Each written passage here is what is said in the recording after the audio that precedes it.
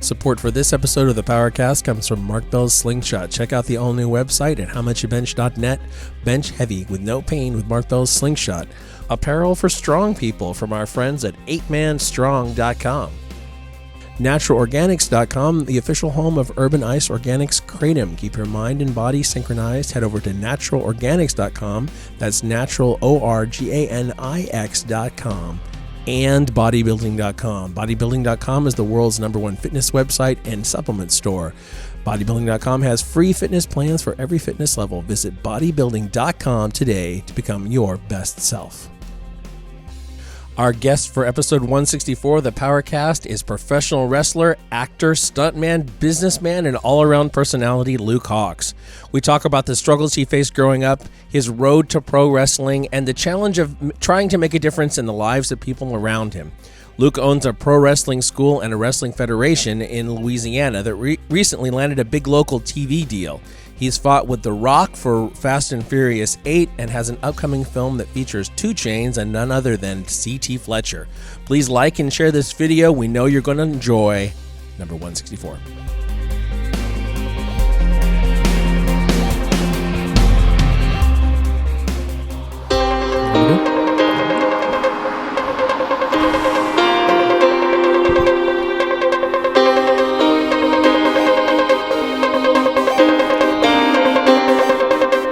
Recorded live at Super Training Gym in West Sacramento, California, this is Mark Bell's PowerCast. Alongside Silent Mike and Jim McD, here's your host, Mark Bell. Hey now. Before we get started, a quick contest opportunity for you guys from our homies over at bodybuilding.com. They're giving away a dope-ass bag for one of you lucky fans. A bag comes with $100 worth of supplements and gear. To enter, all you guys have to do is go to Instagram, follow at Mark Bell's PowerCast and at bodybuilding.com. From there, post a video of you guys doing max pull-ups for reps and hashtag PowerCast pull-ups. Winner will be judged by us. So if you listen to the podcast, you know that we're a little fucked up.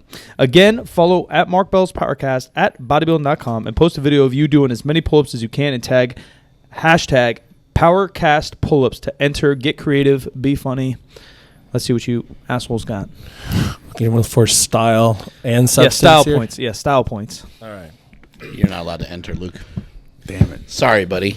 Damn it. So we're here with professional wrestler Luke Hawx. Everybody knows that wrestling's fake, so let's just start out with that. Wait, what? Wait, what's going on? What are you around talking here? about?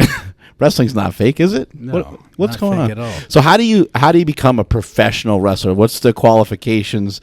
What kind of training did you have to go to become a professional? Because there's amateur wrestling as well, right? Yeah. In amateur, That's where they wear that funky headgear. that's what my son does. It's actually a great lead into pro wrestling. I know. And how disappointed are some people when they go to amateur wrestling? They find out they can't jump off the top rope.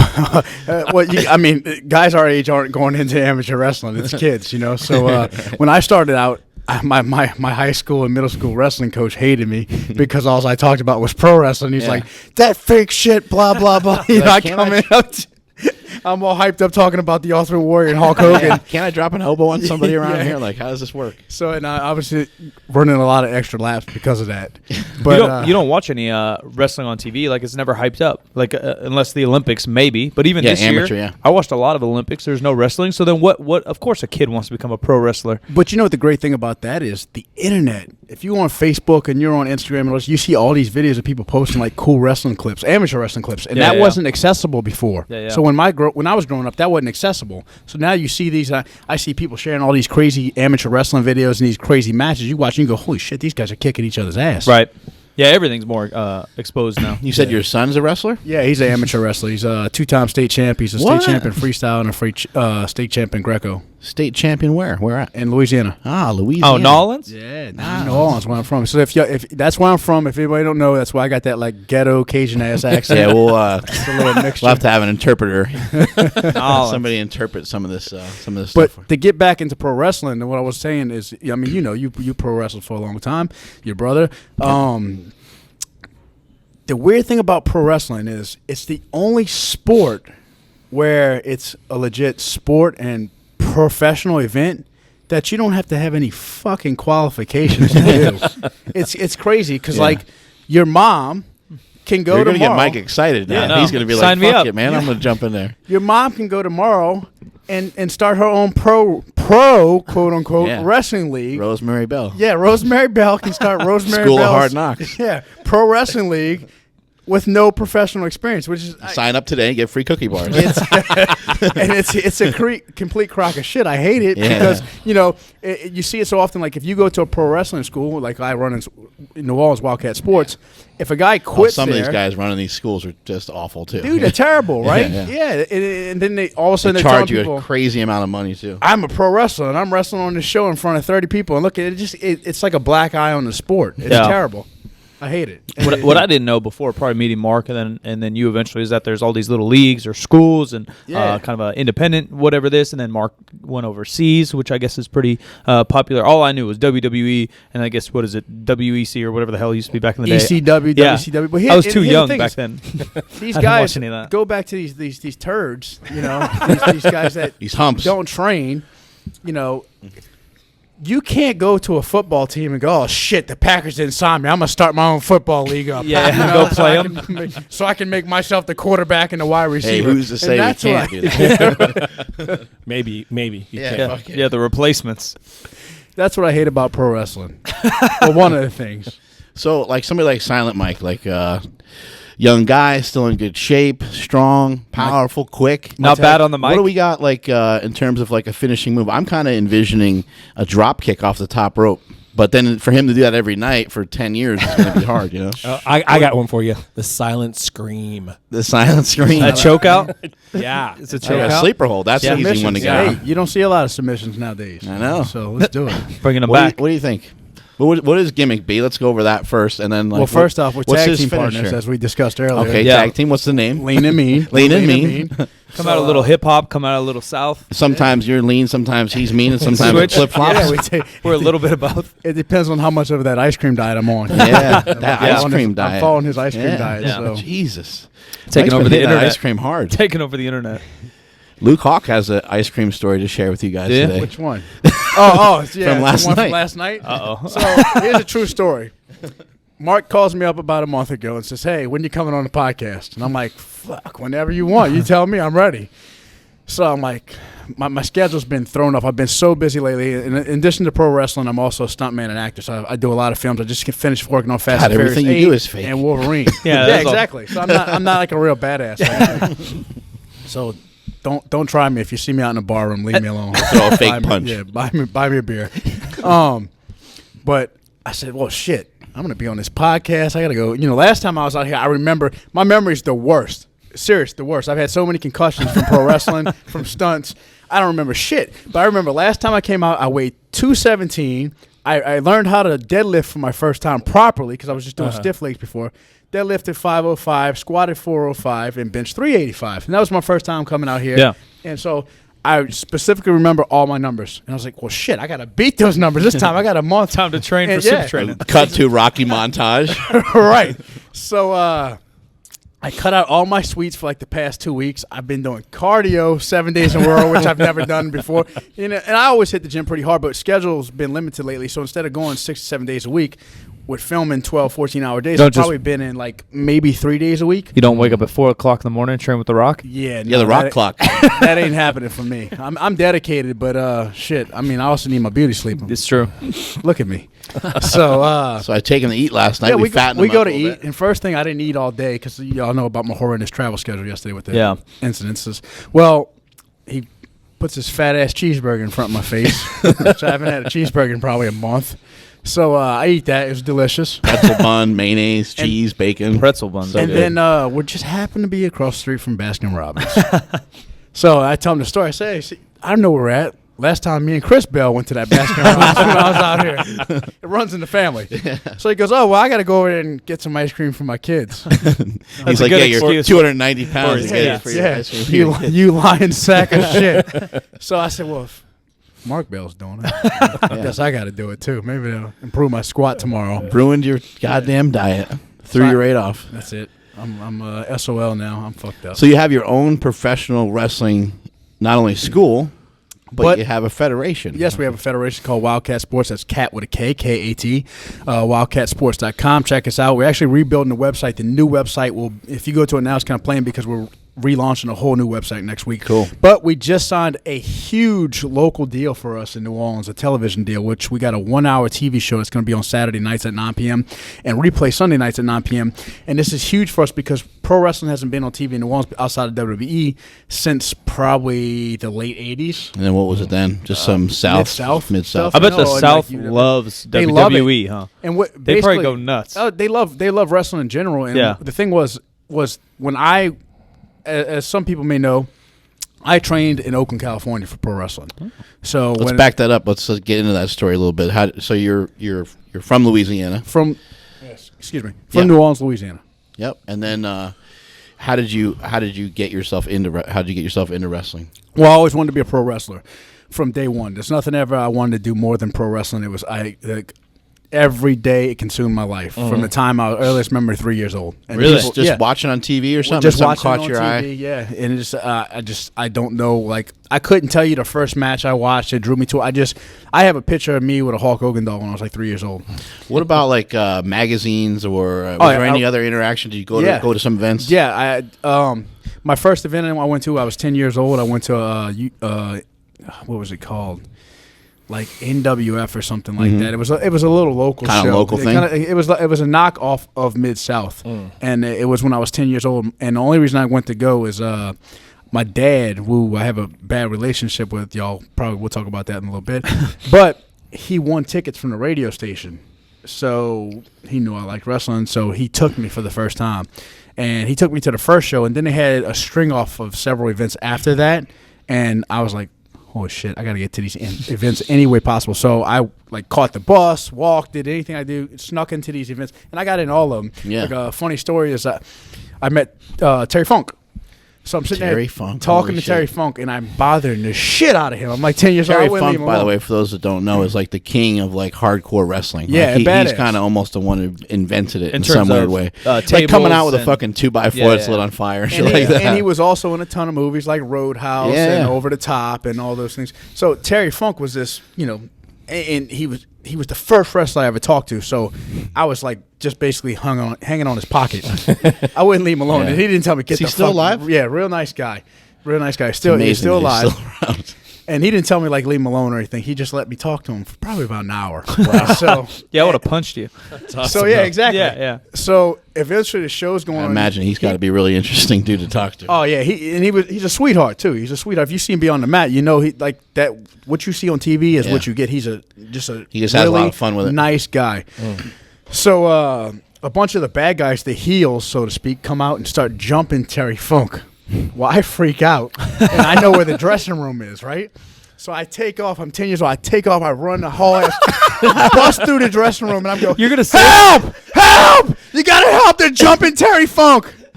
Paul Orndorff walks over to me.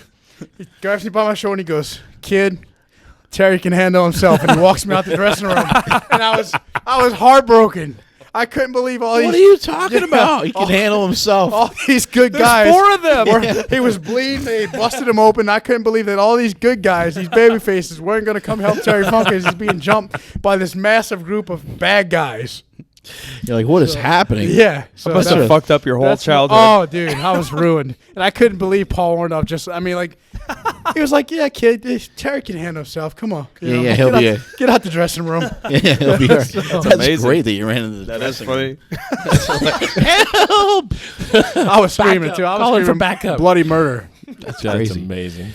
But, So how did you? How'd you get into wrestling? Yeah, so when I was in high school, I was fooling around with some of the local independent federations around there, and they were terrible. They were really bad. And I knew they were bad. You just So, show but up? It was, yeah. Just walk in and the I gym would- and be like, hey. Well, I would, I'd buy tickets to the show. I was like 15, 16, Yeah. buying tickets to the show. And I wanted to train, but they didn't have a school. They didn't have anything. But I hung out with those guys because it was the only wrestling in the area. Yeah, yeah. But I knew, I'm a realist, so I knew, like, these guys are terrible. Yeah, they But suck. it was like they had a ring and they had shows. And so I said, well, I got to move. I got to move when if I want to train, I want to take this seriously, I got to move when I graduate high school. Yeah. So I made contacts when ECW was coming around. I was helping them put up the ring. I was selling programs, selling DVDs, T-shirts, all that stuff. I was working for them when they came around. So I met Dreamer, I met Sabu, Sandman, all the Taz, the whole 9 yards.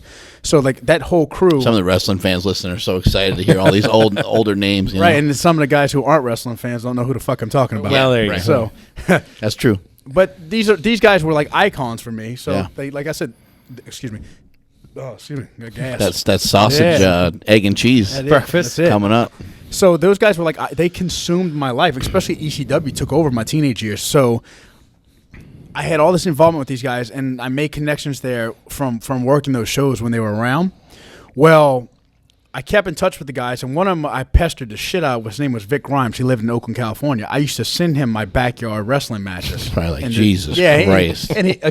He was too nice. Backyard wrestling match. He was too nice to tell me to go Paint screw off, us a picture of what the backyard wrestling matches looked like in New Orleans. So, okay. This is The Bayou Wrestling specifically League. Did you have a mine. name for like the league and it stuff was already? FCW, Front Yard Championship Wrestling. Front but Yard. it took place in the backyard. So, That's awesome. so what we did was Front I Yard still have, Championship. yeah, I have all these on VHS. It was all my friends from high school, right? And we That's get together and we You beat had the me at hell out of each VHS. other. Yeah, I do. I don't know if they still work or not, but I have. You still them. have some footage of it. I do. I have the footage great. of it. That's So we're amazing. jumping off our friends' like roofs of houses and shit, and stealing tables from like the mall and like breaking the tables. So What were you anything- jumping onto? Like a mattress? No, a table with somebody on it. Like I'm doing legit. Like I got a video of me doing a swanton, a front flip off like a 12-foot roof, 12, 13-foot roof at least. YouTube. What is it called? What's it called? Swanton? Is that what it is? Yeah, swanton. Yeah. Swanton bomb. There you go. So I'm doing It's hilarious. SWA. The picture of him doing it off the roof is fucking crazy. Yeah, so I'm on top this like 12, 15-foot roof. There we go. Doing swanton bomb on top of my best friend who's laying on the table.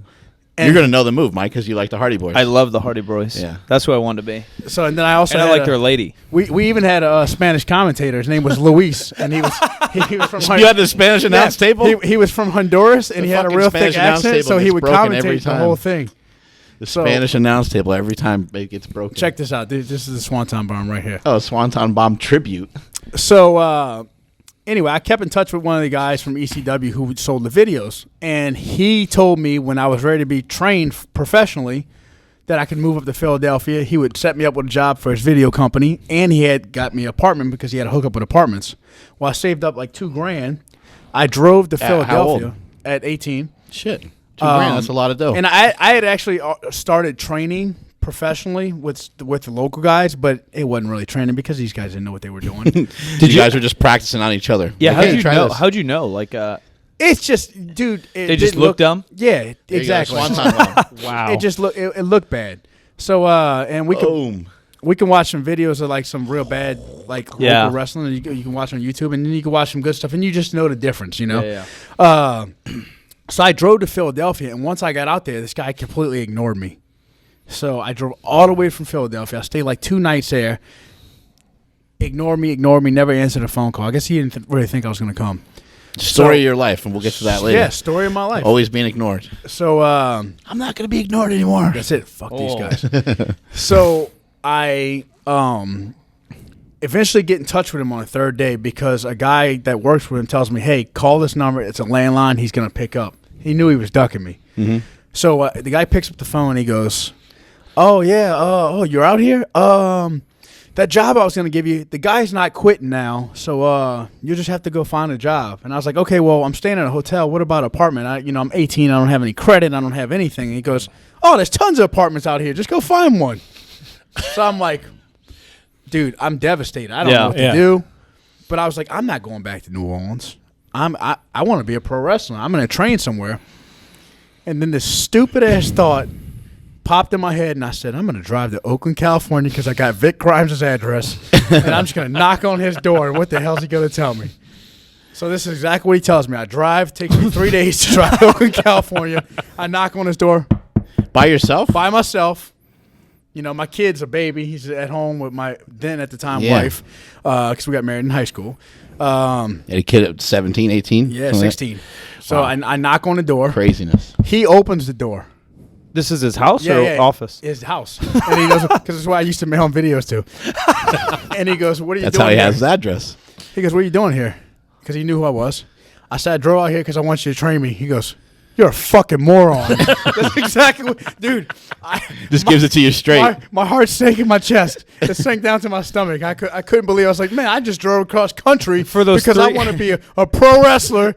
And he told me I'm a fucking moron. For 3 days, you're driving and you're envisioning what's happening. You're like, you're dedicated, kid. Come here. Right? That's what you're imagining. You're like, you're in. Let's go. I'm taking you to the top. That's what you're thinking. We're going to go meet with Vince McMahon at lunchtime. That's what you're thinking for 3 and days. then there's this whole montage of your career rise. Yeah. And, So that's exactly what happened. And then I said, look, I'm not going home.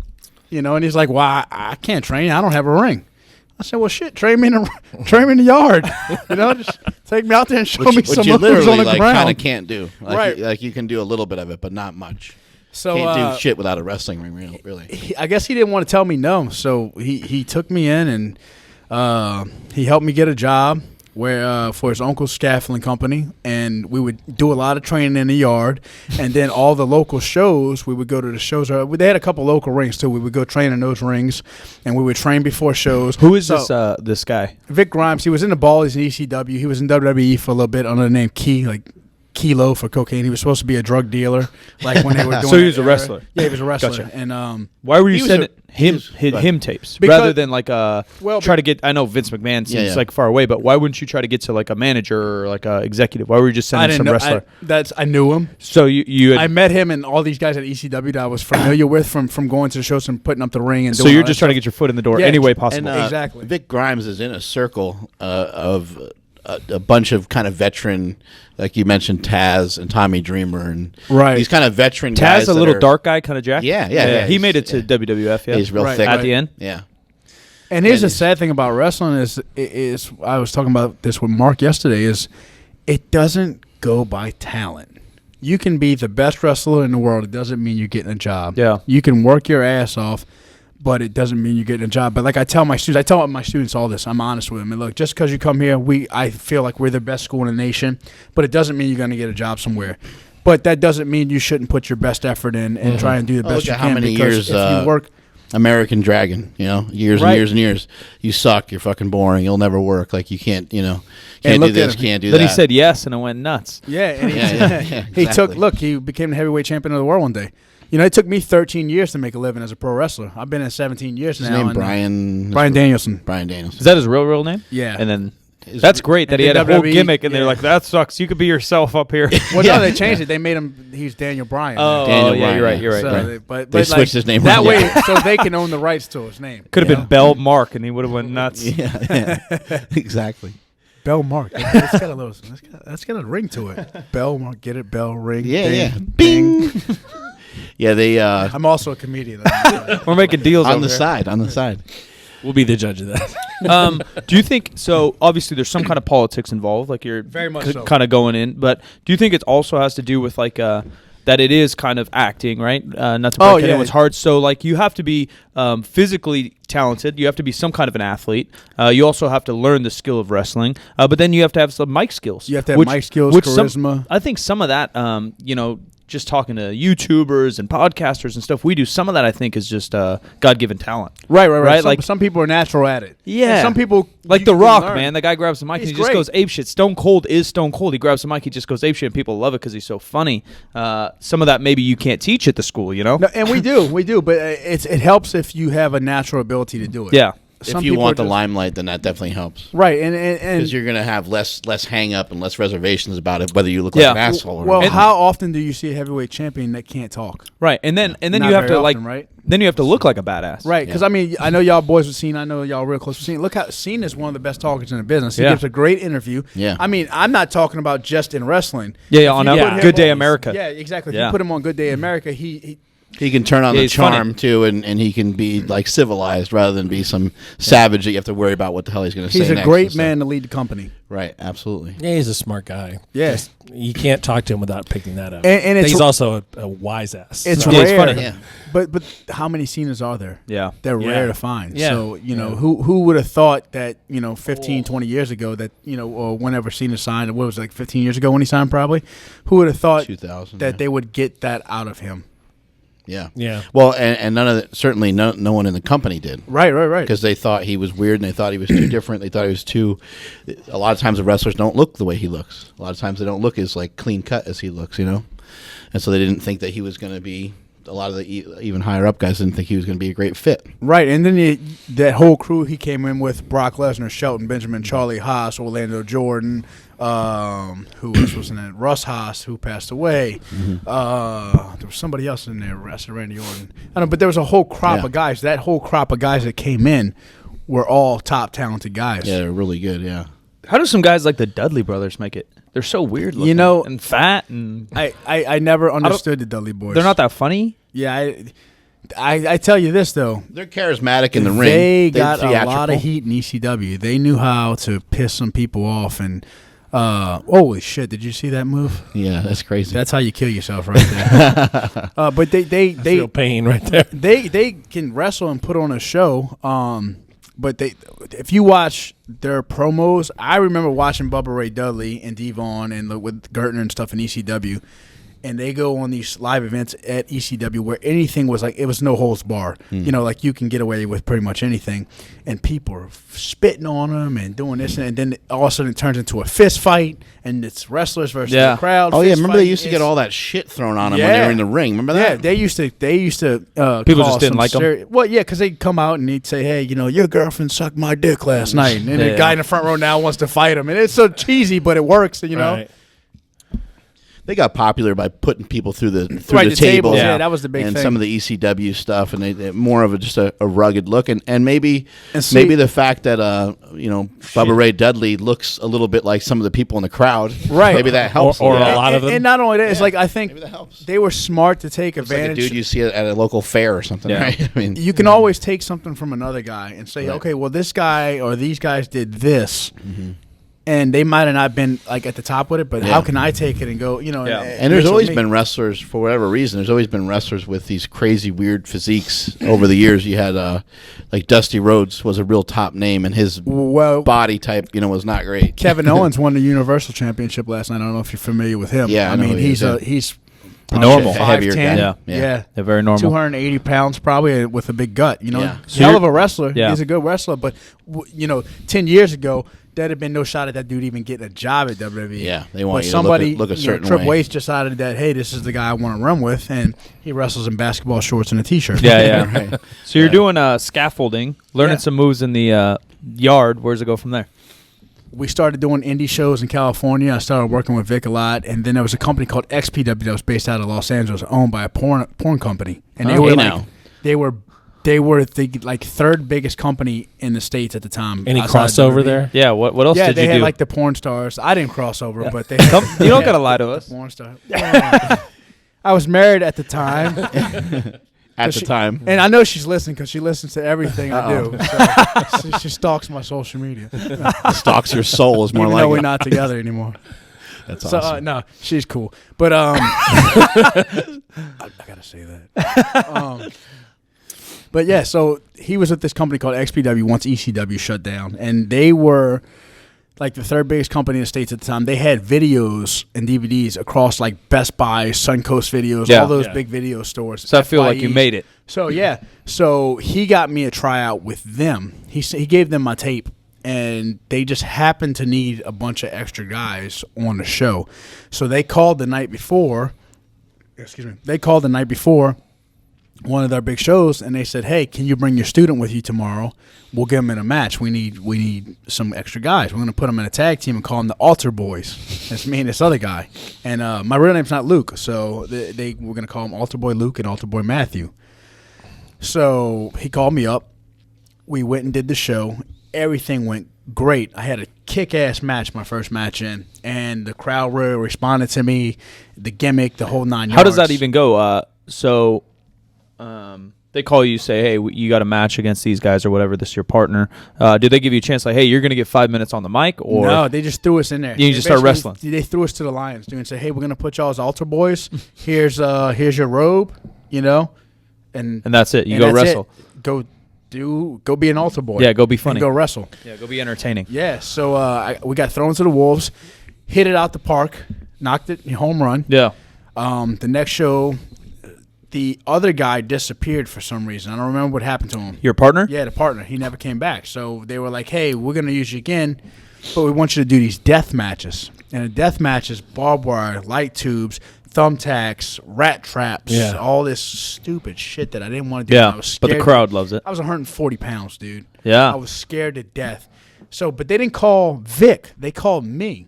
So he gets pissed off. And he's like, why the hell are they calling you? You're my student. They should have came to me first. You know, you're not doing a death match. And I'm like, I don't want to do a death match. I don't want to die.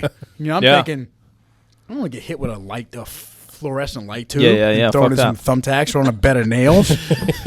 So he goes, why not, man? Sounds great. Yeah. So he goes, let me call you back. So he calls them, and then he calls me back. He goes, look, I just talked to them. They're going to take care of you. They're going to pay you a little more, blah, blah, blah. Do the match. I'll teach you how to do death matches before we go out there. You know, I'll give you some tips on how to protect yourself and how to do this, how to do that. So I'm like, fuck, I don't want to do a death match. But, like, I'm in a position where this is a big company. Yeah. I can't tell them no because then they're going to tell me to fuck off and I might not have a chance at anything else.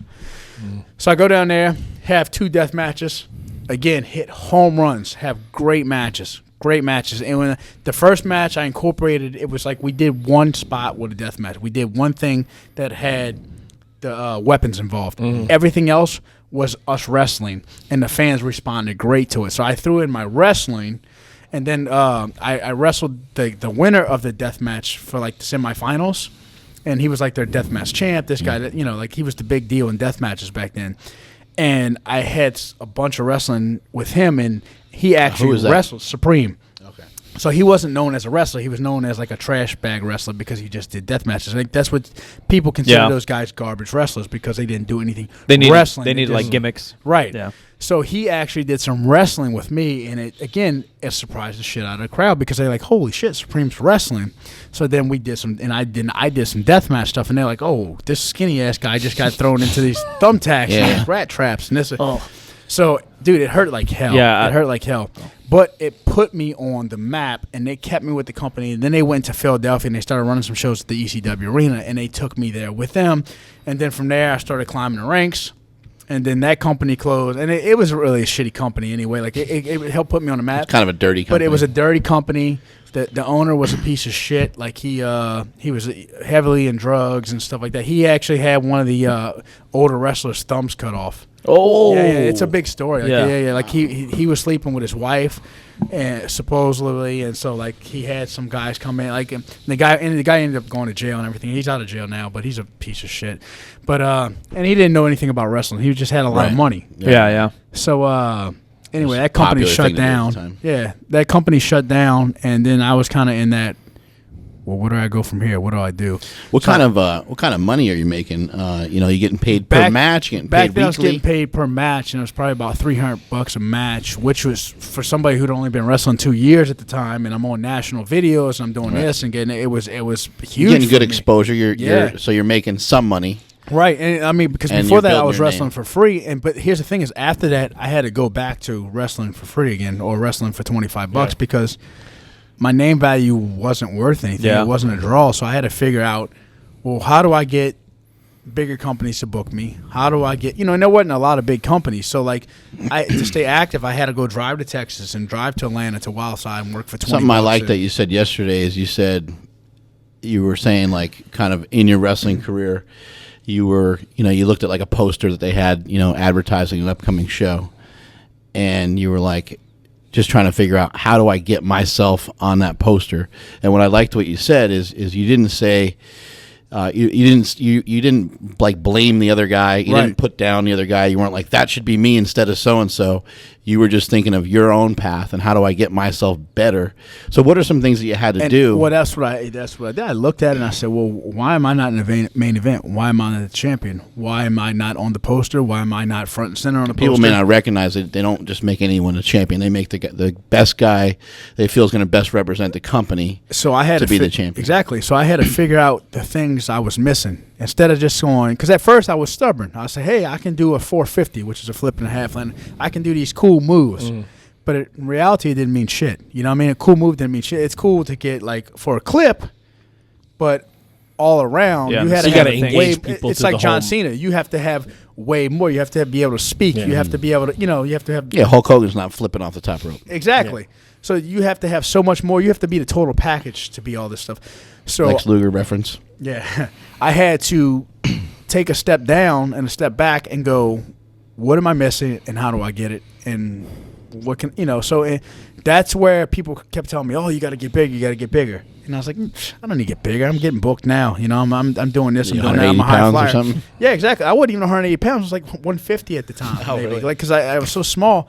So I started working out and going to the gym. Didn't know a thing about going to the gym. I was that guy who went to the gym just to go and didn't know a goddamn thing. Well, New Orleans is all about food. Yeah. It's not about fitness. I started learning more and more, obviously, and, we watch this guy and watch that guy, and like I told you before, we'll give a cheap plug to this, Bigger, Stronger, Faster. There we go. I accidentally picked Bigger, Stronger, Faster up. I was at the movie, at the Blockbuster when it came out. Blockbuster Video. And I Shout out to Blockbuster, R.I.P. Never, ever rent a movie that I don't know what it's about. Like Like I've always seen previews and it was something I wanted to see. I went to rent a specific movie. Well, Hulk Hogan's on the fake Hulk Hogan's on the top. I seen the cover. Yeah. I seen that cover right there. It's hanging on the wall. And I was like, what the hell is this? And I'm like, I'm going to get this. And I've never in my life, I haven't done it to this day. Yeah. I got it and I went home and I watched that movie. Instead of watching the movie, I went to rent. And it hit home with me. I cried my eyes out. Like, it was just seriously, I cried my eyes out because it was such, like, I could relate to it. Not the steroid stuff of it, because I didn't know anything about steroids or anything at that point. It was like that's more the part of the whole movie. Yeah, it is. It is. It's great because it opened up my eyes to a lot of things. But the stuff with, like, your brother, with the stuff with Mark, so, like, that, I felt like, man, this relates to me. I wanted to talk to Chris so bad. Yeah. I wanted to talk to Chris so bad because I was like, I told my girlfriend, because I watched it with her. I said, I got to get in touch with this guy. I got to do something. I got to figure it out. Yeah. And she goes, what the hell are you going to tell this guy? Like, why the hell would you get in touch with him? Why the hell would he talk to you? So I was like, I don't know, but I got to talk to him and I got to, connect with him. So I sent him a couple emails and I never got a response. And then we had You got big time by Chris Bell. Got big time by Chris Bell. Well, but like, I watched that movie probably 2,000 times now. I watch it almost every airplane flight I take. We had a guy in the gym who actually came out just to be in the gym, who was in Afghanistan or Iraq, whatever, and he had that movie on like constant repeat. Like every time that he went to go to sleep, he'd put it on. He could quote that fucking thing like word for word. Yeah. Well, it opened up my eyes to a lot of things, and like I said, it hit home with me, and it made me, of course, I tell Mark this as well, as I didn't start getting into the lifting world till probably the last 3 or 4 years, because where I'm from, there's no guys really around there like that. There's no guys, like, I'm kind of a big fish in a small pond, and there's no guys around there with that knowledge or guys pushing these guys down your throat. Did you see this guy? Did you see this lift? This guy? Did you? So everything is still, to this day, everything's new to me. I'm still learning so much. So I'm like an open book, and I fell in love with lifting as much as I do wrestling.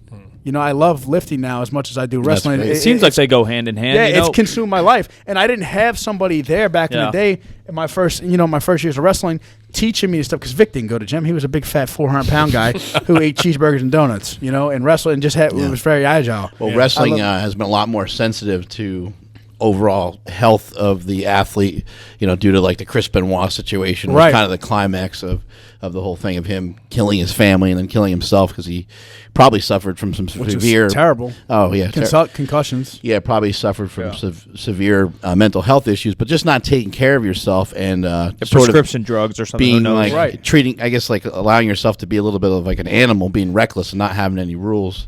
is definitely like a contributing factor to those kinds of things and the death of a lot of other wrestlers. So the WWE has taken measures to have a much health, like even the food they have. Right. I'm sure you've been back there a bunch of course, times. With the food services they have. They have steak, they have chicken, they have fruit, they have vegetables, they have really good food, and they're trying to provide a healthier environment for these guys to do their thing. It's great because, and I've never gotten into drugs or drinking. Like, I actually didn't have my first drink of alcohol until I was 28 years old. So I didn't start drinking until I was 28. I tried it before that. Never looked back. Never looked back. But been drunk ever since. Feels great. My upbringing from my family was terrible. My mom was an alcoholic, drug addict. My dad didn't want nothing to do with me. Eventually, I went to a boys' home at 12. I got adopted at 15 because I spent a few years in a boys' home. So, I mean, I have this terrible backstory that I don't really dwell on, though, because it made me the man I am. Like, I'm the only person in my family to graduate high school. So I was able to wrestling was my escape out of that reality. I was going to drop him off last night in a trailer park. So I was like, he goes, keep you comfortable, keep you warm. He knows my story. So he's like, you should feel right at home right there. What a good friend, huh? Yeah. So this company closes down? Yeah, the company closes down. Is your goal and eyes always on the WWE always, or whatever? And I started TNT working or whatever the hell it's on. Well, yeah, I started working at WWE in 2003. How'd you do that? They just called me up for a dark match. Okay. And I was a little skinny fuck. Is some of that just random, like randomly finding talent? Somebody seen my matches, and a guy named Bill Behrens and Dr. Tom Pritchett. So they had seen my stuff, and I was working for Bill, so Bill recommended me to go work for him. And I went there and did a good job, but I was a little skinny thing. I tag teamed with Canyon against John Heidenreich and Travis Tomko. And our match, after we had the match, they actually got called up to TV after that. Oh, so, nice. It was a really good, cool little match. So we did a dark match. You did a good match with John Heinrich. You deserve yeah, exactly. a lot of praise. Yeah, they were loving that, bro, because I made him look like $1 million. He's a huge guy, and he's just some of these guys are just real stiff. They Yeah, don't can't move move very around. well He's got on about the as ring. much talent as his table. So I hope he's not listening because he's kind of crazy. Remember they had that whole gimmick where he was lives like, by me. Was he talking to? What do you have, like a little doll with him or something? They had bro, he looks rough now. Oh, shit. Now. Drugs, man. Drugs. Damn. Nice guy. I always liked John, but he's Yeah. just, one of those guys who got hooked up with the bad stuff and the wrong stuff, and he couldn't control his demons. right. So you get called up to TV? Is that in your little I didn't get called up to TV. Oh. They got called up to TV. Oh. Like that match. Because you made him look good. Yeah, we made him look good. Dang, and you didn't get called up. So I actually got a couple offers from WWE. I just never, to be honest, man. Like I want to go there so I can get that everyday fame, because I like right now I make a great living doing what I'm doing. I'm blessed. I'm really blessed because I make my own schedule. Wildcats, as my promotion has grown in the last 5 years, we just got this TV deal, like I said, and we draw great you're shows. in 700,000 homes or something. Yeah, right? 760,000 homes. That's no what joke. we'll be in. So, like, And you're in a couple big movies. Yeah, I'm filming a lot of movies. Yeah. So I've been in like 50, 60, 70 films at least. I've been in a ton of films. I don't keep track, man. I got a bad memory. But I mean, I've been doing film work for 9 years now. So I've been G.I. Joe 2, The Mechanic, Homefront, Fast and Furious. Fast You just and Furious, did recently, Escape right? Plan, The new Wolverine, yeah. Kickboxer, Just New hanging out with Wolverine, The Jack Rock. Reacher that's coming out. Not a big deal. Just hanging out with NCIS. Dwayne, your boy. Well, I actually fight The Rock on Fast and Furious do you 8. really? So I'll get a little spoiler alert. Yeah, Me and him that's have great. a really If cool If it fight didn't get scene. cut, Yeah, if it didn't get cut. because him and Vin Diesel were having those problems. The Yeah, guy I who's was going to say, what's the insight on that, man? So I'll just say this. I was only on set for 2 weeks, and you never seen Vin Diesel and The Rock at the same place at the same time. drama. There's Are you drama. saying they're the same guy? WrestleMania. They gotta settle it. I'm not saying I never seen Batman at the same time doing it too, so I'm just, They're gonna have to settle it in the ring. What even is the drama? Is it just because Vin built the brand, and then The Rock, they but hired The Rock? kind of took over. But yeah, I thought that's what what. 5'6". It's not his fault. But that's what they brought him in to do, right? Because Yeah. it wasn't a brand kind of fading One, off a and little bit, Paul then they Walker brought passed Statham. away, Yeah. so somebody else has The to. Rock was in before that. I know, but he, still- he became a more central character. And Someone's got to take the torch, though. The Rock's the biggest star in Hollywood right now. Yeah, he literally yeah, made yeah, the. he's- He is- 68 million in a year. Let me tell you. The more than biggest- anybody else. Who Jackie Chan was can number you guys? Can you guys tell Yeah, me overseas he kills it. within the last He probably does his own stunts. 10 years a huge action star? Jackie Chan. Tell not me, not joking. Who? Yeah, nobody. You know Jason Schwarzenegger, Statham. You know The Rock. Jason Statham, and that's about it. Statham. Statham. Same shit. But he's in it too. Yeah. But Statham's cool. But how many like blockbuster films is Statham putting out? There's no Schwarzeneggers. There's no Rockies. You know what I mean? There's no. Yeah. So The Rock has been that guy who came in and like brought that back to life, which is you got to respect it, right? You got to respect and go. This guy is kicking ass. Yeah. He's taking names. He's putting shit on the map. Also in a different way because he's not necessarily just in action movies. Yeah. Right. Yeah. He does some comedies and he does stuff with Kevin Hart. And like everybody's like, he's like the Disney cartoon. It's like all his own music. I think he does a great job. Sings all his own songs. Yeah, talented. And here's the thing: is you don't hear a bad thing about the guy. The guy's humble. He's a nice guy. Yeah. Like some people might say I'm an asshole because I'm an asshole, but you don't hear that about The Rock. Did you know The Rock at all from wrestling at all? I've only met him a handful of times. I met him through movies. Doing movies. Yeah. That was the first way I met him, and then because it like when I was coming in WWE in the early days, he wasn't around. So just some guys you didn't see, some guys you did see. I met him. So the first movie I did with him was I actually didn't film a scene with him, but I was on G.I. Joe 2 with him. So we did G.I. Joe 2, and then I talked to him backstage at Raw. When you saw The Rock, did you give him a script? Say, hey man, I got a great idea. I got a great movie for you. Okay, can you plug Wildcat Sports for me? Hey, let's take a quick selfie. Hey, can I get an autograph? Hey, can I? Right. My son really likes you a lot too. You get an autograph for him. Exactly. Hey, can you take a picture with me for my son? Are you allowed to do it? Are you allowed to do anything like that on set? Or no, it's strict rules. It's kind of like backstage at wrestling too. It's the same thing. It's like you got to be professional. Yeah. I mean, we do. If me and you were hanging out, right? Of course, hey, let's take a selfie. Let's not do some bullshit. Deal. It's not a big deal, but it can also be bad if like the wrong person sees it and somebody. Is it like an unwritten rule or? Yeah, it's a non-written. Okay. Well, it's actually written in contracts for like. Yeah, chill out. Yeah, certain movies like and they don't want early releases of their set or their characters. I'm surprised.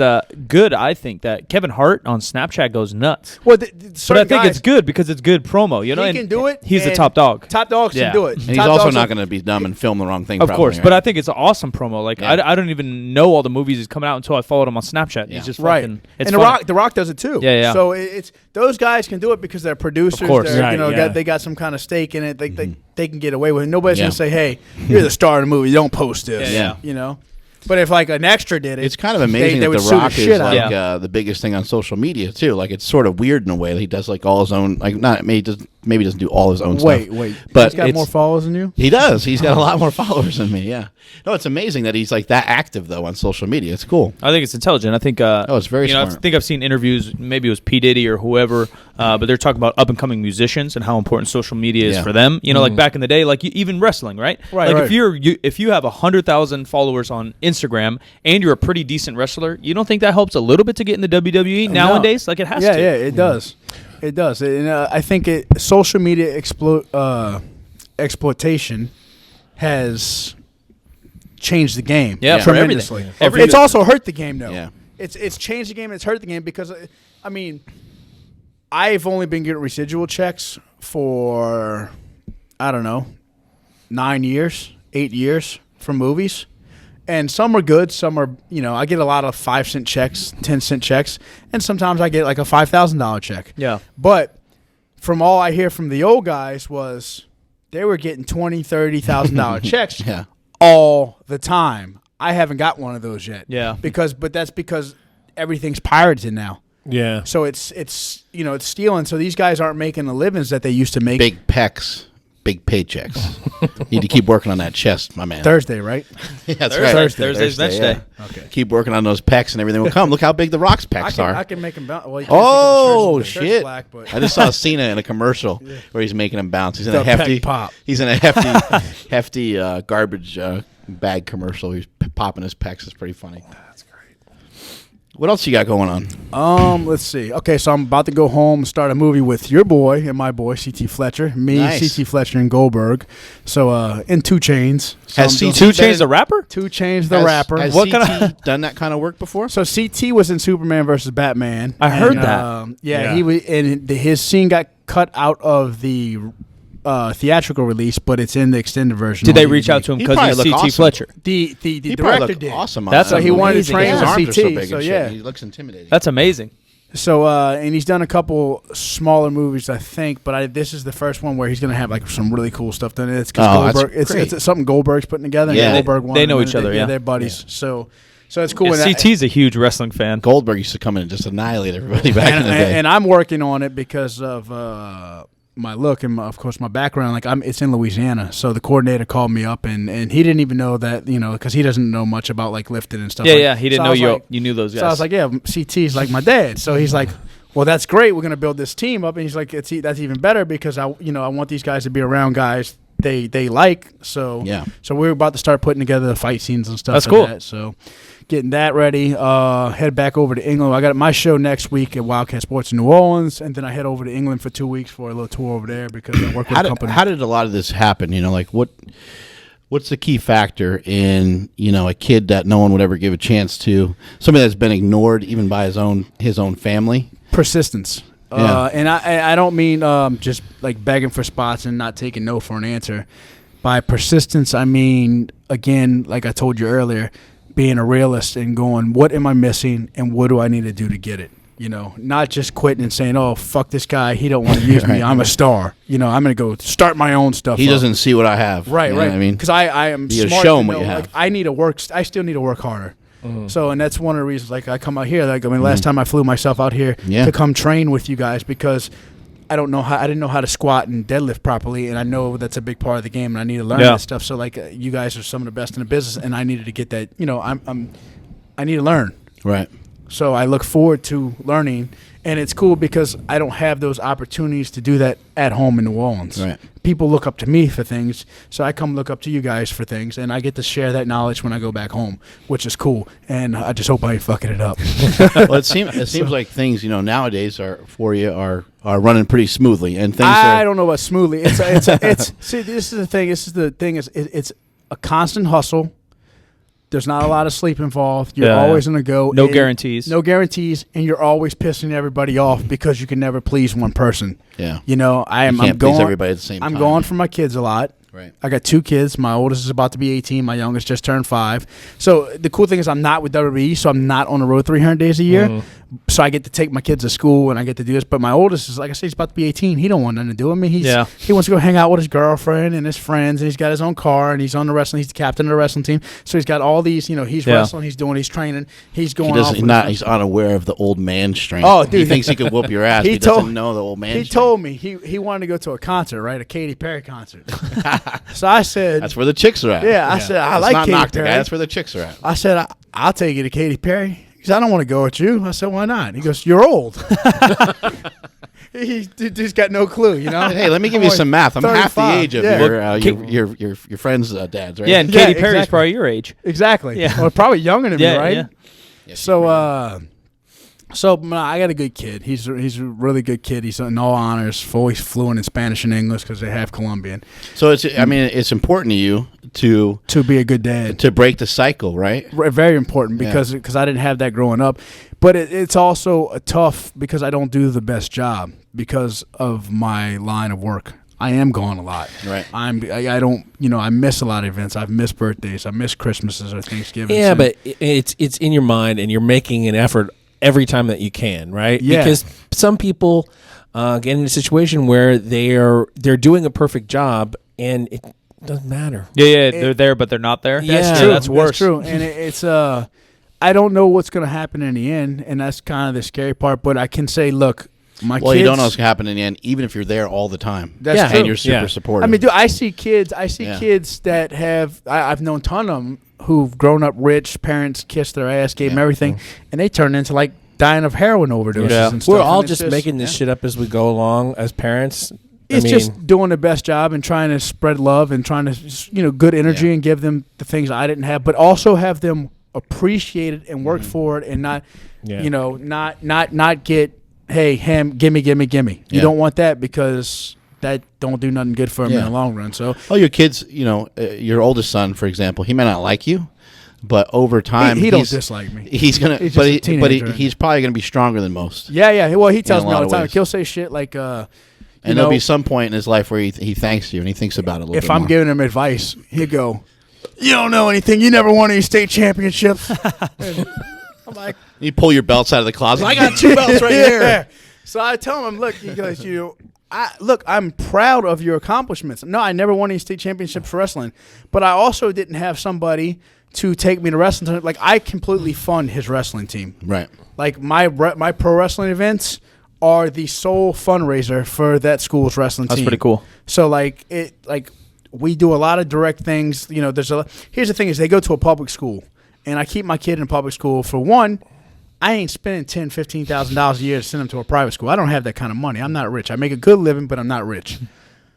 Two, I went to public school, and I don't want him sheltered. Yeah, yeah. You know, They'll be although he exposed to probably some would things. be a better education, I don't want him sheltered. I want him to go, you know, like I said, and he's in all honors.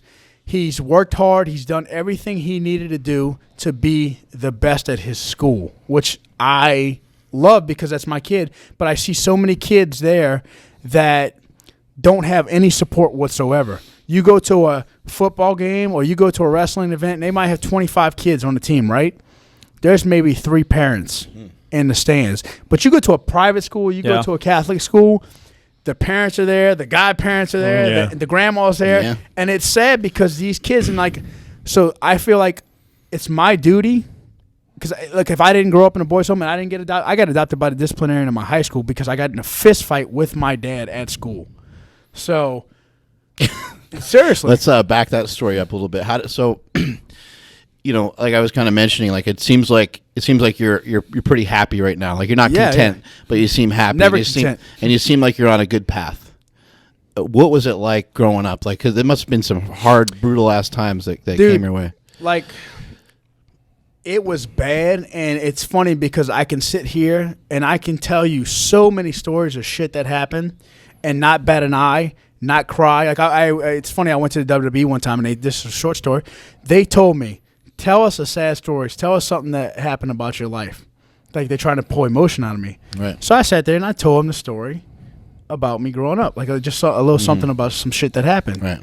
My mom getting raped, for instance. I'm laying right next to my mom while she's getting raped. 8 years Jesus old. Christ. So they said, you didn't cry. You didn't bat an eye. Like, why, you know. I was like, yeah, because it doesn't affect me anymore. Like, it just driven. Yeah. It's driven. Like, I've separated myself so far from that life because, like, a lot of the positions I was in as a kid was because my parents made terrible decisions and they preferred drugs and alcohol over taking care of their kids. Right. And I knew from day one that wasn't going to be my fucking life. Like, I knew that I was going to get out of it. You probably shed more tears now over maybe decisions that you make, things that you're in control of that you may kind of look back on. Like, probably more of that than looking back and saying, yeah, my life sucked as a kid. You know what hurts me the most now? Like, what affects me the most now is helping people and getting fucked over by the people helping. It's always the people that you help the most that fuck you over. Right. And but like, I've been in this position, especially since owning my company. I've only owned a company for 5 years, and we've been rapidly growing. I mean, you know, you started all this from scratch, and you know, look at how big y'all are now. Right. So I'm sure you got your own different versions of it. Where do you draw the line? Because sometimes I go, well, I don't want to help any more people because, you know, just not because you don't want to help them. It's because, like, I don't want to put myself in a position to be vulnerable to help this person, and then they try and use it against me because they think they can do something better than me, or they think, you know, like they don't appreciate it, or you're not giving them enough. Yeah. So, but then you can't shut everybody out because you take a guy, like, I know you two hooked up from just being here. Right. And I told you, one of the biggest things. All three of us. Yeah. I admire you because he could have said, okay, well, my brother or my cousin's going to come run this company and do all this stuff. No, instead he took a guy that he seen potential in at the gym, and you grew with the company. And that says so much, not to kiss ass, that says so much for a guy like you, because you could have, most people do everything in-house by family or friend. My best friend from college. We're fucking gonna, job search, and I could have looked at people's resumes. Yeah. Right? I mean. But instead he went in-house and he pulled a guy, Mike, that was in here busting his ass every day and wanting to learn and wanting, who was hungry. So I have the utmost respect for that, and that's what I try and do. Is like when I go to these, like at school, I try and help these kids, because if I didn't have that help when I was growing up, I would have never broke the cycle. I would have never made it out. I used to talk, like you meet my brothers. I think people that it's pretty simple to grab the concept of, if I see somebody else who genuinely wants to help other people, then it makes it easier for me to help them because that person already understands the whole You process. got the same goal. And Mike is in here all the time helping other lifters, helping them with programming and not charging them. He's just helping them, and he's spending a lot of time with them. It's not just oh yeah, I'm gonna give you some workout or something like that. It's like him physically spending time. So when somebody else is in that circle of help and they're in the circle of like, hey, I'm willing to help this guy with this, I'm willing to help this guy with that, then it just makes that much easier to kind of spread it around. You know what I mean? Does he spend more time helping people or eating ice cream? I think he spends more time eating ice cream. I eat ice cream pretty quick though, so if it's actual time, what are the kind of people that come to your school? Like I think New Orleans is kind of known for being a lot of poverty. Hood. Yeah, there's obviously a lot of drugs, some violence. Obviously, the Katrina stuff didn't help. Even this new, more recent stuff with, Baton Rouge, just the whole areas. There's natural disasters, and then wrestling of all things. Making me pee my pants. Even the top of wrestling, so you hear stories of even the WWE or whatever. The guys that make good money are still kind of into bad shit, right? Into drugs or into whatever. Right. So, what are like the kids that come to you? I guess you get a mixture of everything. Majority, 90% of the people that come to me, probably 95% people, are people who really don't have a shot and they have no concept of reality. Yeah, and I say that with all honesty, not to put anybody down. Yeah, because anybody can make it if you're driven and you have heart and you have you want to chase your goals, you can make it. These guys are just wrestling fans. These guys are just wrestling fans that watch it on TV, and they might be 300 pounds, never did a push-up. Yeah. They eating donuts, ice cream, pizza all day long, junk McDonald's, and they come in and they go, I want to be a wrestler. Yeah. Or it's, okay, well, this is what it costs. Well, we're going to start, they start off by running 10 laps. Stretch out, you're going to run 10 laps, and then we're going to do this. They can't even make it 2 laps. And then they're like, I can't do this. It's like, well, what'd you think? You think you can come in here and you're going to throw your hands down like Kane and Pyro's going to come out the turnbuckles? But that's... Right. And I've seen some guys. I have a guy. I want to give a shout out to a guy named Bubba Boudreaux right now. He came to me about a year and a half ago. He weighed a little over 300, about 315, 320. He couldn't make it through the first day of training. He said, I'm going to quit, I'm going to lose weight, and I'm going to come back. And I said, no, you're not. I said, I hear that shit every day. I do, because I hear this. Yeah. I hear the exact same story from every person that comes to the door. This is my lifelong dream. I never wanted anything more. I'm going to do everything it takes. I'm going to be here, Yeah. And then... I can't hear the reality of how hard it actually is. Yeah. Exactly. So Bubba said that I am going to lose weight and come back. And I said, no, you're not. I said, just lose weight here. Keep doing it. Don't quit. He goes, I can't do it like this. I just can't do it. He kept in touch with me. He started taking Isotory products because he's seen I plug it. Shout out to Isotory. So I'm just saying he's seen that I'm with Isotory. He's trying to follow what you do. He started following what I do. Yeah. What kind of protein should I get? How much protein should I take? This, that, etc. Can I take any fat burns? Can I take any pre-workouts? Just like I never work out. What should I do when I go to the gym? Blah blah blah. So he started using some Isotory products. Within like 9 months, he lost over 100 pounds. Jeez. He came back last month. He started back training with us again last month, and he like a different person of it. Kicked ass through the circuits now. Doesn't even sweat it. Like he's the only person to ever do what he said and come back to the school. Right. Which my hat's off to him because right now he's kept in touch with me. And not only this, see, we get a lot of fans that come in. They're fans of our show, and they come sign up for the school, and they don't make it, so then they never come back to a show. Yeah. He also kept coming to all the shows. He was still active. After he quit. Yeah, it's cool. So, I got a lot of respect for the kid. I hope he does well, and I think if he keeps up this attitude and this work ethic, he's going to do great. Yeah. I don't know how well he'll pick up wrestling because wrestling's tough to pick up. He may do great. He may do, but he can work at it, But I'm so proud that he actually lost all the weight, and he's doing what he needs to do to be a healthier person and to live a better lifestyle. Yeah. That's awesome. That's really cool. So you said you got into a fight with your dad at school. Yeah. So I guess what was some of the reason behind you guys getting into a fight? Well, me and my dad never got along. He just really never wanted nothing to do with me. And I don't know what reason. I don't know if I was just like a snot-nosed asshole kid, which, I don't think that really was the reason. I just think he took in my brothers. He was close to my brothers. And for me, it was just we always had just this nasty relationship. It just never wanted anything to do with me. So are your brothers from a different marriage? Same mom, same dad. Both my brothers are losers, man. They're drug addicts, heroin addicts. It's sad.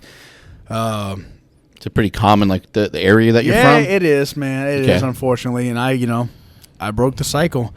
So I was in the boys' home, and I spent a couple years there. It's called Boys Town. I'm sure y'all familiar with Your dad Boys didn't Town. want anything to do with you, and your mom had her own problems. Yeah, my mom had a problem. The court actually took me from my mom because this is the reason I went into a boys' home.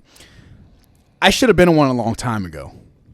But unfortunately, I guess the state's so overpopulated with the same problems that they just don't pull guys out. I failed 2 years of school, 6th and 7th grade, because my mom didn't make me go to school. Right. She'd wake me up, say, hey, you going to school? And I'm in 6th grade. I said, I ain't going to school today. Okay, well, you don't have to go. So it's just as simple as that. Yeah. So eventually, after failing 2 years, courts got involved, and we were living house to house and all this bullshit. So they said, look, your mom's unfit to keep you. You have to be placed in a group home. We'll let you do some research, and we'll let you pick a boys' home. 13, 14, something like that? 12. So, well, it's probably about 11 when it was going on. It's 12 by the time I got to the boys' home. Excuse me. A lady, the first boys' home that came in and actually talked to me was Boys Town. A lady just happened to be in court that day, and she seen me, and she came over. Her name was Donna. I don't remember her last name, but she came over to me, and she said, hey, I understand you got to be put in a boys' home. You should look into our boys' home. It's Boys Town. Come on, we'll interview you, blah, blah, blah. So I did it, and she goes, well, you got to write a letter to us and tell us why we should accept you. So I wrote a letter, went and met with them, and Boys Town ended up taking me in, and it was a culture shock. It was so hard for me because I went from being this young kid with absolutely no rules. I wasn't told when to wake up, when to go to sleep, what time to be home, what I can and can't do. I ran the streets all night. I never got in a lot of trouble. I got into a lot of fights. I wouldn't understand because I always had like a conscience. I didn't like doing. The bad kids I hung out with, they did bad shit. I hung out with them, but they were the ones doing the bad shit. I was the one getting in the fights and doing everything else. So I just wasn't into bad shit, you know. And I didn't want to be around bad shit really, especially drugs and stuff. So when they started smoking weed and everything, I didn't want anything to do with that. So, but when I went into Boys Town, it was such a culture shock. Because now I had to wash my own clothes. I had to go to bed at 8:30, 9 o'clock. I had to get up at a certain time. I had to mop the floor. I had to cook dinner.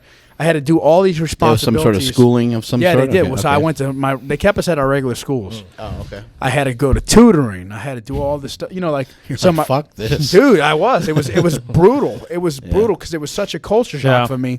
But it was the best thing that ever happened in my life. I also had clean clothes because I used to get my ass whooped and get made fun of because I'm wearing fucking girl jeans to school. My mom used to make me wear her tight-ass women jeans with no pockets on them and the zippers on the side of the legs because we didn't have shit. Yeah. So all the kids are making fun because the girls at school, why are you wearing girls' jeans? Dude, and it's like... Yeah, that's why you got in a fight. Yeah, exactly. Yeah. So I'm like... you. Yeah, exactly. Fuck you. You know what I mean? I'm holes in my shirts, all this bullshit.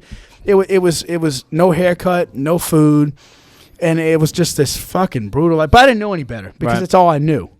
So childhood for me was terrible. It wasn't fun. It just wasn't fun. Like I look back on it and I didn't think of it at the time. Like how I wasn't a miserable child. What was your state of mind like going into the boys' home? Like were you? I didn't want to go. Okay. I didn't want to go because it was just like I thought I could raise myself in the streets and do whatever. I didn't think I needed a change in my life. Yeah, it's a weird age. Yeah, well, because you think you feel powerful. You feel strong. If you take a guy and you're still so vulnerable. Yeah, you have no clue what's you're going on. You're a little kid. Yeah. You know? If you take a guy out of prison that's been 10, 15 years in prison most of his whole life, or spent most of his life in prison, chances are he's going to go back to prison. Right. That's the odds, right? That's just how it is because it's what they're used to. I think it's a place where they're more comfortable. They know what the structure is. They know where they fit. I've done this with my mom now. I don't speak to her much at all because I can't. I can't speak to any of my family. It's like they fucking from Mars. You know what I mean? And they think the same thing. They probably think I'm a goody two shoes because I don't do the shit they do. Yeah.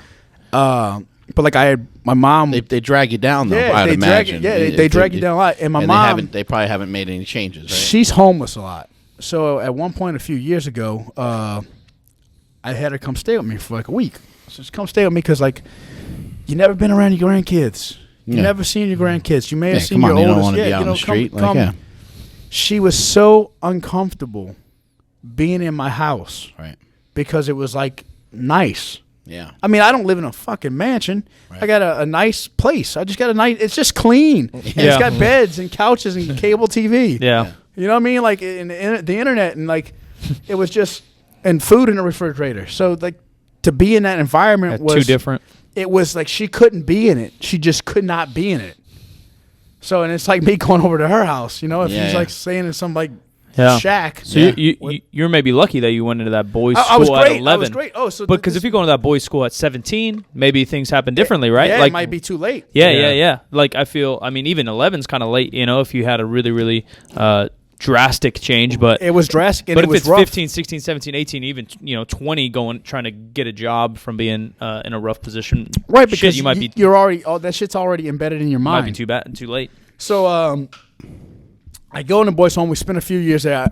It's tough, but I do really well. I can make night and day. Do they like make you do anything like like make your bed, or they all they that. put you to work somehow? Everything. or- Everybody has chores. sweeping or cleaning everything. or- Everybody has chores. Everybody has like. So you on got certain nights- responsibility. They give you all like these more- responsibilities. It's like My- military school without the military. Exactly. Yeah. My And then grades go up. How many people are in 6 this? kids and and then like the head of the household, the couple who runs the household. And then is there some sort of process where people come in and adopt or something?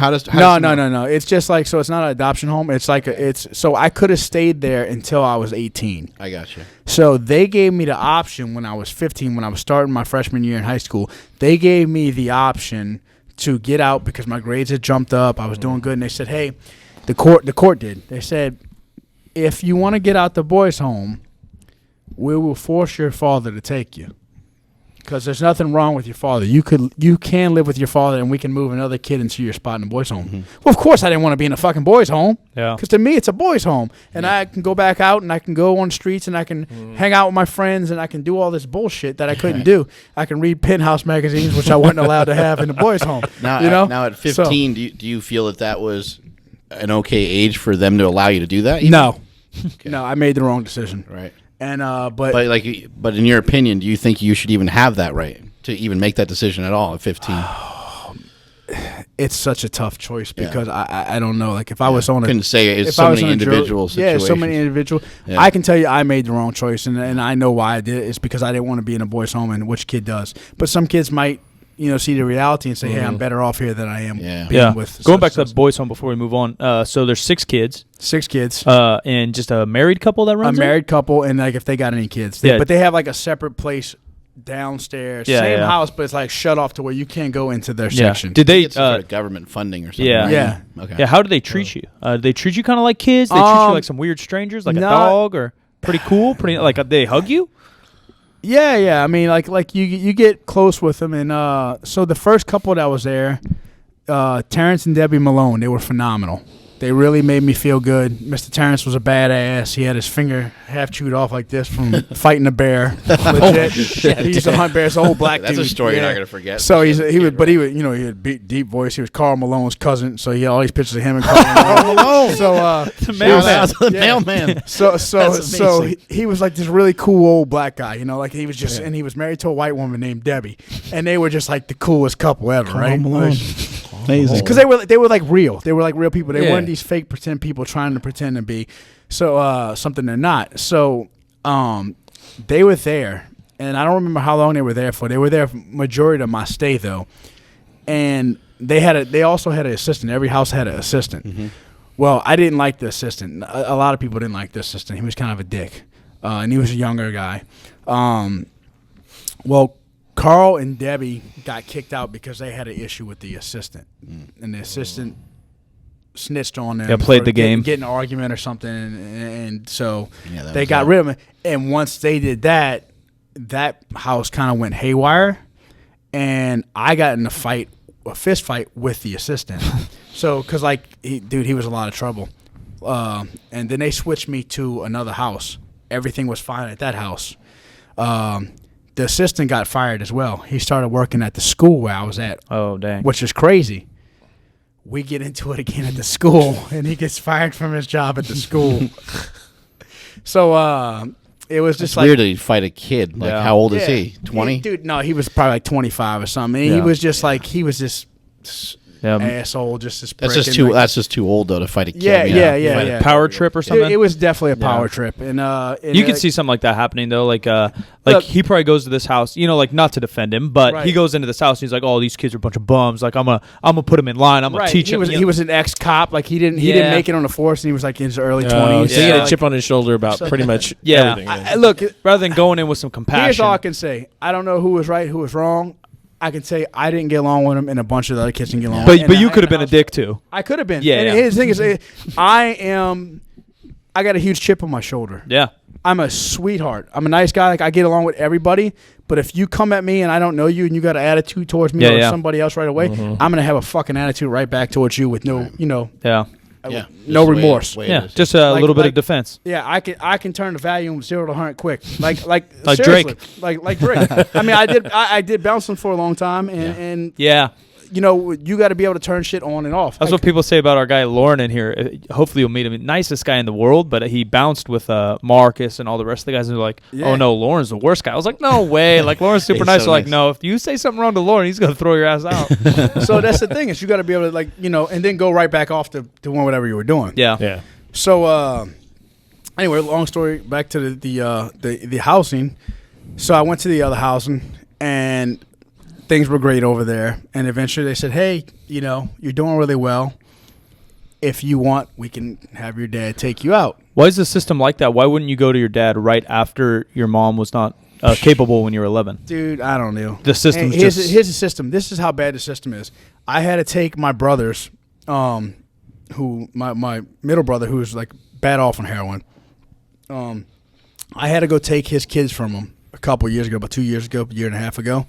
Emergency. I don't speak to him. Found out some shit was going on. Yeah. I went over there and I took the kids. Physically took them. I had them for like 2 months, but with my travel schedule, it's so brutal. Like every week I had to ship them off to like this person's house, that person's house, where I go to, where I'm traveling to wrestle and do my stuff, which was, sucked for them, but it was better than the environment they were in. And the 5-year-old knew A and C. That's the only letters he knew out of the alphabet. He's 5 years old. He only knew A and C. The other one, it's just social workers get involved. I call the state.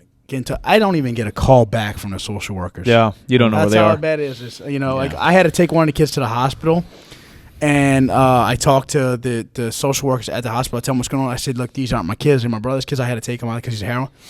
You think they come and see me? No, they go, "Okay, well, the brother's got him. He's fine." Right. So I'm like this new responsibility, no money. You know what I mean? Like I got to take care of all these. I'm getting no support, no help whatsoever. And the only reason he got the kids back is I had to ship them off to his girl's parents' house one weekend, because I didn't have no one to take them. So they went over there and they took the kids back from them. And now the kids just got taken again because they were all heroined out. And somebody like locally was playing with their kids, and that kid got hurt. So they called the police, and they went over there and found him passed out. Wow. So they took the kids immediately from them. So, but that's how bad the state is. Like this stuff was recorded. We could have got help for these kids a year and a half ago. Right. Yeah. But the poverty's so bad in the South. There's a lot of problems. There's a lot of problems, and they can't save everything, unfortunately, and they can't save everyone, and it sucks. And hopefully something can change on that. But I don't have a solution, and I don't know if anybody does have a solution. Yeah. So then you end up going back with your dad. I go back with my dad for courts. Make my dad take me. I spent about a month there. He thinks I'm skipping school. So are you? I'm not. No. You like school at that point? I hated school, but you just understood that was a road. I didn't know, where the fuck I was going to do. Skip school. I didn't have a car or anything. What I'm going to do? Sit home and sleep or something? At his house. So he comes to school, and I go to the office and the attendant's office, and he's in there, and he's like, "I know you're skipping school." I said, "I didn't skip." Called to the office. Yeah, I got called to the office. I said, "I didn't skip no school." So the lady in the attendant's office, because there's attendance, discipline, principal's office, all that. Attendant says, "No, look, I have him here. He hasn't missed a day of school." And he goes, "You're still punished." And I went, "Fuck you." So like, and then next thing you know, we just start going to blows in the office, and this old heavy lady's between this old white lady, about probably about 60, 70 years old. Shit. She's trying to get between us. The police got to come in and everything, and then they're like, "Well, fuck, we can't send them back home. What are we gonna do with him?" And I knew the disciplinarian because he's been disciplinarian for a while. And they all knew my situation. They knew I came from a boys' home. And nobody knew what to do with me because they're like, shit, we can't send him home. Yeah. Because it's just going to be worse. They knew the whole situation with my dad Yeah, already. got into a fist fight. Yeah, dangerous. Yeah. So they say, well, look, I can probably get in a lot of trouble for this, but I'll just take you home with me tonight. You can sleep at my house till we figure out something to do tomorrow. Tomorrow turns into the next day. Then the next day. And then he just goes, what if I just adopt you, man? What if I just keep you till you're 18? Would you be cool with that? I'm like, fuck yeah, I'd be cool with that. So that was still a culture shock because I didn't know. You're 16 now or 15. And I didn't have still any rules. I had a little rules, but like I'm still want to go hang out with my friends. Yeah. And you're not my dad. You can't tell me what to do. You're not my mom. I didn't even do what my mom and dad did because they didn't tell me what to do. Yeah. You know what I mean? So, So that was a little rough for him, but he's a great guy. Like I consider him. He's my like dad. a counselor at the school. Like, what's his education background? Like, what is? Well, he was a teacher, and then he went okay. into disciplinarian. He taught TV production and all that stuff. So he was a discipline. Like I said, by the time I was in high school, he was a disciplinarian. But I knew him from prior to that because he did television production at the school. And he was single at the time. He's married now with 2 kids, but he was single at the time. And he took me in, man. And I owe him the world because he taught me how to be a man. His name's Kevin Louisiana, and he taught me how to be a man. He taught me, he'd make me go cut the grass. He'd make me go do you stuff fucking hated with him. it. And I fucking hated it. And I you did. hated him Here's for the thing it, is, probably, right? One time, he kept telling me to take the trash out. I never took the trash out. So the trash nights or whatever nights they are, Monday or Fridays. It's so hard. It's so difficult. Yeah, but you're a fucking kid, so you fuck you, I'm not taking ain't it taking out. trash Yeah, out because I'm a hard-headed kid. So one day I came home and he dumped the fucking trash all over my bed. And he emptied the garbage can on top of my That's what I'm mattress. talking about right there. So I was like, I never forgot to take the trash out again after that. Yeah, your bed's all fucked up. Yeah. Man. So I had to clean that shit up, and but hey, he taught me my lesson. Yeah. So that's Other how than he got that, were through. things the transition with him pretty smooth? Yeah, I mean, we had some rough times, of course, just because like me putting up a rule, and it's like a great story with that is he punished me one time for not doing something. So my punishment was I couldn't be on the phone. So he was leaving to go do something. I said, he ain't gonna be home. I'll get on the phone. He would never know. Well, this motherfucker calls the house and we ain't have call waiting. So that's the great. phone's busy the whole time. So he calls the house for like an hour and the phone's busy the whole time. So he gets home and he goes, okay, I know you've been on the phone the whole time because I called for an hour straight and the phone's been busy. So now your punishment is, I know you want to go to wrestling in 3 weeks. Uh-oh. You're not going to wrestling. So I was like, fuck you, I'm going to wrestling. I didn't say fuck you, but I was like, I'm going to wrestling. And he goes, well, if you go to wrestling, you got to move out. I'm not going to take care of you anymore. I go, I'll pack my bags right now because I'm going to wrestling. So I did. I packed my bags. I left that day because I was a fucking idiot kid. And I went to wrestling. And But you never think about like shit. Now I can't eat. No. Yeah. You just think like fuck you, bro. So we worked it out, though. He took me back in a couple weeks after that. But I was hard-headed. I mean, I was a teenager, you know? And I was like, he didn't have to do the things he did for me, and I greatly appreciate it. And he hadn't been a parent before. Right, either, he hadn't been a parent. And it was like he came in along, like Mike just said a few minutes ago, it's probably tougher when you come in when you're 15, 16, 17, because I was already kind of set in my ways. Right. But I also was smart enough to learn, and not saying it was easy, but I learned. He took me on vacations. You know, he wanted to bring me to all these things I never got to do in my life, and teach me family orientated things. That's cool. like the things I didn't. A little different than the boys' home. Where Right, the boys' right. home gives you food and shelter, maybe some responsibilities, but he had treated you like his own. Right, exactly, Yeah. and the whole family did. And they took Yeah. me in, and like his cousins and his aunts That's and cool. his mom and dad. Like that. And they're my family now. They're my family. That's when I go somewhere for Christmas or Thanksgiving, I go to their family. Oh, that's awesome. Because that's my family. Because they're the ones who've been there for me. And I don't take anything away from my real family. It's just a weird set of circumstances. Do you believe in like fate and stuff like that? I mean, like, or just like just a weird. Yeah, what's your answer? Like that counselor, like what, like dude, dropped down from fucking heaven or some shit. No, Like, that's weird. I mean, look, like I said, I knew from day one that I was gonna break the cycle, I didn't know how. I knew I wanted to be a wrestler. I never You just thought needed some opportunity. Yeah, I and never then he thought was in a that million opportunity. years that I would be doing makes movies sense. and that I'd be coming doing a podcast and learning how to train and doing all these and traveling every week and getting all these great opportunities. I don't take for granted what I got. I love it, but I knew, like, I was gonna be like that guy from day one. Like, I just had the driven. Had the drive. I'm sorry, I was driven. You know, I didn't want to be a drug addict. I didn't want to sleep on people's couches all the time and you know, have my mom and them getting fist fights every night drunk and a new guy coming over to the house. It was just, this was this terrible life. And like, I understood it because I was a part of that life. Yeah. But I just knew I didn't want that life. I think that's what people see. Like, even on a smaller scale, if your parent's an alcoholic, maybe not as extreme as your situation, either that kid goes alcoholism, or they go like, I've never had a drink in my life. Right? It's kind of like that, and you just happen to go the opposite. I think you see most. You of said them your brother fall into it, dude. They're both terrible. Yeah, your brother didn't go as well. Look, I love him. Here's a quick story that I don't know if people even want to hear this shit. I haven't talked to my brother in a couple years. Like, when I took the kids from him, that was like my last straw. About 2 weeks ago, I was in Iowa. I get a text message from him out the blue, and it says, "Hey, I really need your help. I'm clean. I haven't touched any drugs. You know, I gotta get my kids back. I gotta get my life back. You're the only one that can help me." And I was like, man, this is like 1 a.m. So I'm like, damn, it took him a lot for him to probably suck his pride up and come tell me this, So as a brother, I want to step in. But at the same time, I know his track record. Somebody's been burned so many times. Yeah, fuck exactly. So I say, look, I can't help you. I'm sorry. I tried.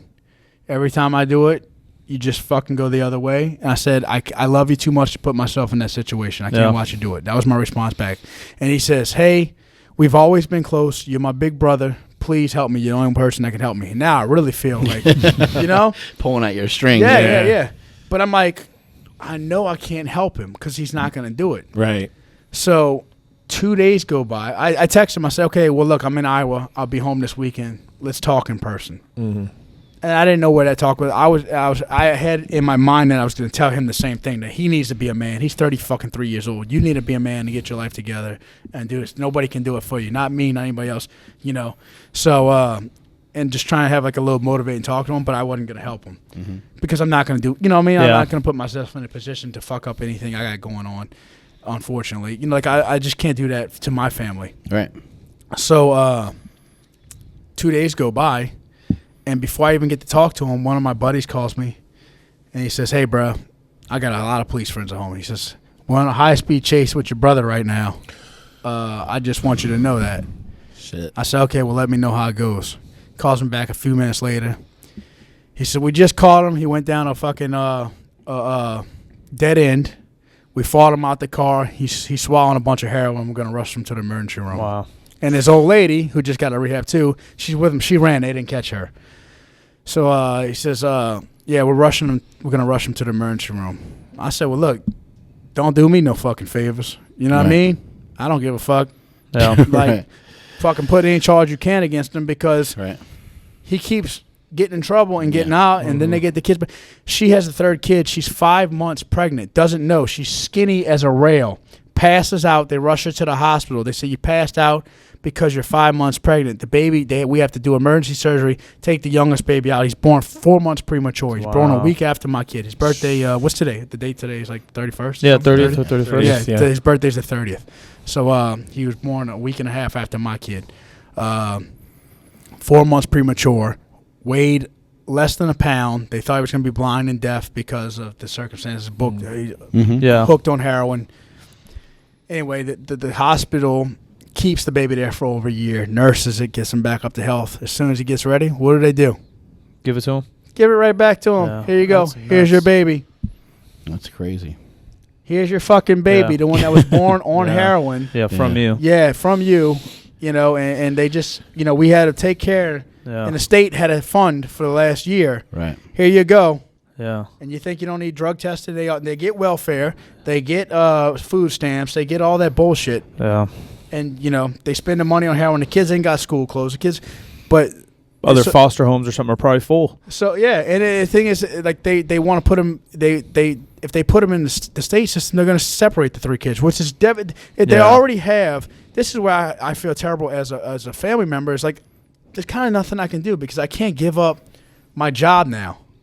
I can't give up everything I work for. Take on 3 kids. To take on 3 kids, I can't do it. Yeah. Then you got. But no I feel money terrible because I love my nephews and I want to help them and I want them to break the cycle and I want them. You know what I mean? Like I want them to have the opportunities that I had. Yeah. Yeah. It's too dangerous. It's a dangerous proposition to bring in. You know, it's not easy. It wouldn't be easy. It'd be too difficult probably. Yeah, but so what do you do? So that's where you take a guy like me. I go, yeah, people who are on welfare and food stamps and all this, they should be drug tested. Yeah. Because half the time, you've seen the insides of it. Exactly. I see everything firsthand. Yeah. Everyone's got a problem with everything though, because then people will be like, "What about prescription meds?" and what about It's like, exactly. Okay, fuck. Yeah. I don't And know, dude. sometimes- We don't know. Sometimes- There's no answer, which sucks. Right. Sometimes there is a asterisk by it. Well, you know what I Yeah. mean, where this person needs to Circumstances. Yeah. But Yeah, it's hard. Anyway, thank you so much for sharing your story. I like when people come on here and share their different stories. We all come from different backgrounds. We all have different things happen to us over the years. Life isn't always easy. It's not always all rainbows and squats. But, the truth of it is, and the harsh reality is that at some point we all have to grow up. We all have responsibilities, and you have to be a functioning person in society. Doesn't matter that you're hooked on heroin. Doesn't matter that your mom was mean to you, or your dad, or your whoever. Although those circumstances suck, and I'd like to see that not ever happen to anybody. right. You have to grow up, and there's things that you have to take care of. Otherwise, you're going to fall behind. We There's need no to other way do around. we all need to do our part to make the world a better place. That's it. Plain and simple. Where can people find you, and where can people find out about your wrestling school and wrestling league and all that stuff? Okay, so if you want to look me up specifically, all my social media is Luke Hawx, LukeHawx, Luke Hawx 504 on all social media, Facebook, Instagram, Twitter, the whole 9 yards. I only knew about the 504 because Lil Wayne. And then if you want to look up my wrestling, which is Wildcat Sports, WILDKAT, Wildcat Sports, cat with a K. It's all at Wildcat Sports, wildcatsports.com, or at Wildcat Sports on all social media like Twitter, Instagram, the whole 9 yards. We got a good little following on Instagram and Facebook, and we're constantly, growing. So check us out and give us a like, give us a follow. Punch in the nuts. Yeah, punch in the nuts. And if you don't like wrestling, you ain't got to follow us. But me and Silent Mike have a mixtape that we'd like you to we'll send it over. Give the 2 Chainz. Yeah. okay, Meathead Millionaire. Yeah. Hopefully, I don't even know if I'm working with 2 Chainz. I'm hoping I'm on. He's the tall. same I heard. days. He's like 6'5". I met him. He played D1 basketball. Shit. When he Not was Memphis, but something like that. Yeah, Yeah. I think he's like 6'3", 6'4". when he was Damn. Titty Boy. Titty boy. Titty boy. Is he from New Orleans? No, he's from Georgia, but I'm really close with 3-6 Mafia. They're my brothers. You know So- everybody. Yeah, I do. I know. Hey, Can we Why get not? them? Can we get them on the podcast? Yeah, I'll get DJ Paul to do your podcast. Dude, that would be great. the coolest thing ever. So, so one time they came to New Orleans. He doesn't know Matt Vincent though. I It was don't. on stomping Oh, grounds. really? No, I was so- with Matt the day before, and then you the day after. Yeah. Matt had to work. You got sloppy seconds. He didn't even Yikes. tell me he was coming. I only knew he was coming because I seen Social his fucking media. post on It was Instagram. work. It was all Like, work. yo, we gonna hang out? What a good friend. We had a all good right? dinner, though. We did have a good Yeah, we dinner. had a good And I dinner. took him for Yeah. donuts. Don't bring that up. Marcus got all mad. We'll talk about it later. Yeah, Mike ate all of them, I guess. Or so Sad the story. No, goes. I appreciate you guys having me on, man. I had a blast. So Awesome. thank you so much. I respect the hell out of y'all, and Cool. thanks for having me. Yeah, it'll out. be fun to lift with you this week. All right, that's it Teach from me how to us. lift. Multiply your hustle, multiply your muscle, and may all your shits be tapered. I'm at Mark Smelly Bell on Instagram and Twitter. Later. Big shout out to all our sponsors: 8Man Strong Apparel at 8manstrong.com, bodybuilding.com for all your supplement needs, Ermit Ice Organics to connect your mind and body, naturalorganics.com, increase your bench press, howmuchyourbench.net, Power, the only strength magazine in the world, available in digital and print, thepowermagazine.com. I'm Silent Mike everywhere you want to find me: Instagram, Twitter, YouTube. I'm out. I'm Jim McD, STTV, everywhere that I want you to find me. Follow the show on Instagram. We are at Mark Bell's PowerCast. We're out. Woo! Yep. Mark Bell's PowerCast is a production of supertraining.tv.